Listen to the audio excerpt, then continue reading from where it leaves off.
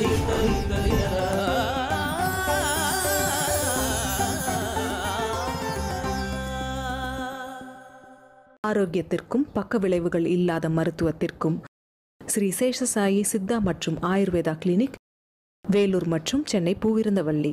மருந்து டிவி நேயர்கள் அனைவருக்கும் அன்பான வணக்கம். மருந்து டிவி மூலமாக நாம் இன்னைக்கு வாழைப்பூவை பெண்களுக்கு ஏற்படக்கூடிய கருப்பை கோளாறுகள் மற்றும் மாதவிடாய் கோளாறுகளுக்கு மருந்தை எப்படி பயன்படுத்துறதுன்னு பார்க்கலாம்.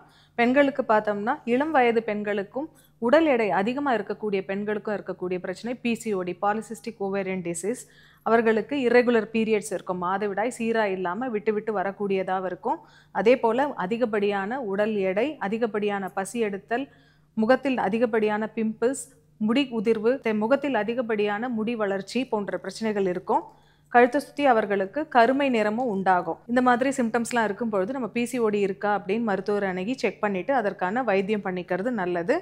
இதற்கு நம்ம வாழைப்பூவை உணவாக நம்ம பயன்படுத்திட்டு வந்தோம்னா பிசிஓடிக்கான ஒரு நல்ல தீர்வாக இருக்கும் இது. அதே போல் வெயிட் லாஸ் பண்ணணும்னு நினைக்கிறவங்கள வாரத்தில் 3 முறையாவது வாழைப்பூவை உணவாக சாப்பிட்டுட்டு வரும்பொழுது அவர்களுக்கு உடலில் உள்ள கொழுப்பின் அளவை கம்மி பண்ணக்கூடிய மருந்தாகவும் உடல் எடையை குறைக்கக்கூடிய மருந்தாகவும் வாழைப்பூ இருக்கிறதுனால உடல் எடையை குறைக்கணும்னு நினைக்கிறவங்க வாரத்தில் 3 முறையாவது வாழைப்பூவை உணவாக எடுத்துக்கலாம். வாழைப்பூவை நம்ம இப்போ பிசிஓடிக்கான மருந்து மற்றும் வெள்ளைப்படுதலுக்கான மருந்தை பயன்படுத்தும் பொழுது தயிரோட சேர்த்து எடுத்துக்கணும். இந்த வாழைப்பூ எப்போ நம்ம சமைச்சாலும் இதை க்ளீன் பண்ணிடணும். இந்த மாதிரி ஒரு ரப்பர் ஷீட் மாதிரி ஒரு பகுதி இருக்கும், அந்த இதழை நம்ம பிரித்து எடுத்துடணும். இது நமக்கு ஜீரணம் ஆகாது, நமக்கு ஜீரணம் ஆகக்கூடிய ஃபைபர் கிடையாது இது, அதனால இதை நம்ம எடுத்துடணும். அதே மாதிரி இந்த திக்காக ஒரு ஸ்டாக் இருக்கும், இந்த சென்டராக இருக்கக்கூடிய இந்த தண்டு பகுதி மேலே திக்காக இருக்கும், இதையும் நம்ம எடுத்துடணும். இதுவும் நம்ம பிச்சாலும் இது பிஞ்சு வராது, ரொம்ப ஹார்டாக இருக்கும். நம்ம ஜூஸ் எடுக்கிறதா இருந்தால் கூட இவை இரண்டையும் எடுத்துட்டு அதுக்கப்புறம் க்ளீன் பண்ணிவிட்டு நம்ம ஜூஸ் எடுத்தோம்னா தான் கசப்பு நிறைய இருக்காது, இல்லைனா அதிக கசப்பு இருக்கும். இதோடு நம்ம சாப்பிடும்போது வயிற்று வலி, அதிகமான வயிற்று வலியும் பேதியும் உண்டாகும்.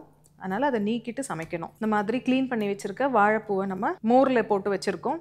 நம்ம நீண்ட நேரம் கழித்து சமைக்கணும் அப்படின்னா மோரில் அல்லது அரிசி கழுவின தண்ணியில் வாழைப்பூ போட்டு வச்சோம்னா அது கருப்பாகாமல் இருக்கும். வாழைப்பூவை நம்ம தயிரோடு சேர்த்து எடுத்துக்கும் பொழுது அது ரத்தத்தில் உள்ள ப்ரொஜெஸ்ட்ரான் லெவலை அதிகப்படுத்தி பெண்களுக்கு மாதவிடாய் காலத்தில் ஏற்படக்கூடிய அதிகப்படியான இரத்தப்போக்கை கட்டுப்படுத்தக்கூடிய மருந்தாக இருக்குது. சிலருக்கு பார்த்தோம்னா 5 நாட்களுக்கு பிறகு கூட, பொதுவாக 3 நாட்களுக்கு பிறகு நமக்கு ப்ளீடிங் கம்மியாக ஆரம்பிக்கும். ஒரு சிலருக்கு 5 நாட்கள் 6 நாட்கள் ஆகி கூட அதிகப்படியான இரத்தப்போக்கு இருக்கும்.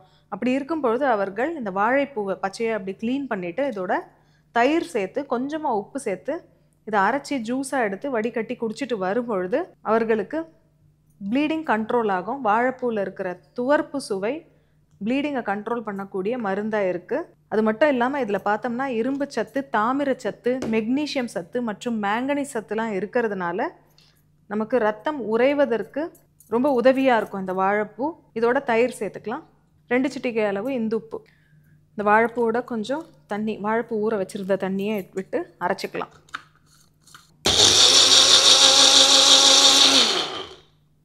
வாழைப்பூ நல்லா எலசாக இருந்ததுன்னா நம்ம இதை வடிகட்டாமல் அப்படியே குடிக்கலாம்.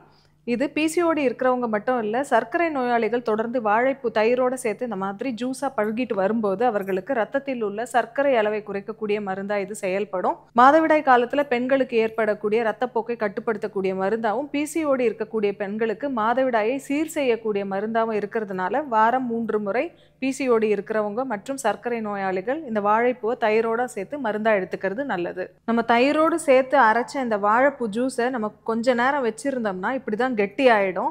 கீழே பார்த்தோம்னா நல்லா கிளியர் வாட்டர் இருக்குது, தண்ணி இருக்குது, மேலே அந்த வாழைப்பூவும் தயிரும் சேர்ந்து கட்டி இருக்குது. இப்படி தான் இது ரத்தத்தை உறைய வைக்கும். அதனால தான் வாழைப்பூ ஹெவி ப்ளீடிங் இருக்கும்போது எடுத்துக்கிட்டால் ப்ளீடிங் கண்ட்ரோல் ஆகும்னு சொல்கிறது.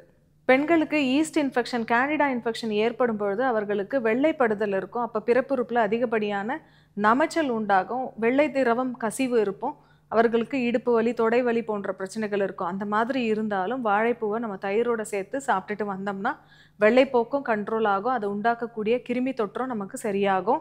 நேயர்களே, நாம் இன்னைக்கு மருந்து டிவி மூலமாக வாழைப்பூவை பயன்படுத்தி பெண்களுக்கு ஏற்படக்கூடிய பிசிஓடி, மாதவிடாய் கோளாறுகள், அதிகப்படியான இரத்தப்போக்கு மற்றும் வெள்ளைப்படுதலுக்கான மருந்து எப்படி தயார் பண்ணுறதுன்னு பார்த்தோம். மேலும் இது போன்ற குறிப்புகளை தெரிந்து கொள்ள தொடர்ந்து மருந்து டிவியை பாருங்கள். நன்றி, வணக்கம்.